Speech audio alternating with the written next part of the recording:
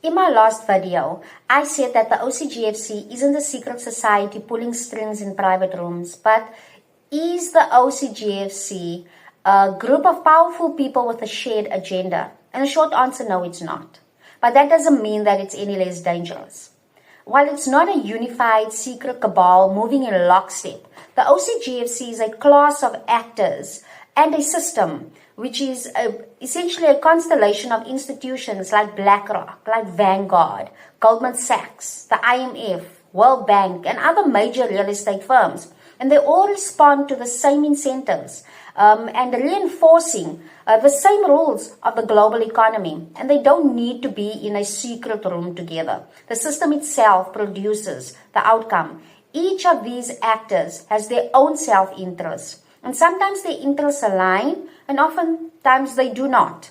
They don't decide together towards a common goal. Their main aim is to serve their own profit and power. It's important to note that they don't need to be colluding to create harm. They simply need to be playing by the same rulebook, and that rulebook was built for extraction, speculation, and obviously for control.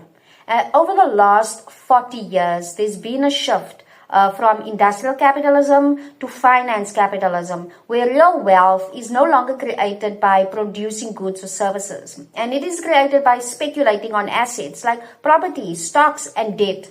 Think of BlackRock owning entire neighborhoods, and that pushes up home prices. Think of IMF lending to global south countries and demanding austerity and privatization in return. Think of corporations like Apple and even Shell using their profits not to build factories or increase wages. No, they're buying back their own stocks, inflating share prices and enriching shareholders. And the last example is billionaires who take out massive loans not to create jobs for people, but to buy back shares in their own companies, again pushing up the perceived value of their businesses without creating any real value. It's debt-fueled self-enrichment. We also have the rentier system, the rentier capitalism, a system where wealth is then extracted not through innovation or labor, but by charging rent, interest, and fees on everything through monopolies of the system. So it is not far from the old feudal model. It is previously it used to be land barons. Now it's asset managers and credit rating agencies. So another disturbing plot or issue is the system creates what is called a debtocracy, where the real rulers are creditors, not elected leaders. Nations are trapped in cycles of debt. People are then forced into mortgages, into student loans, credit card debt, just to survive.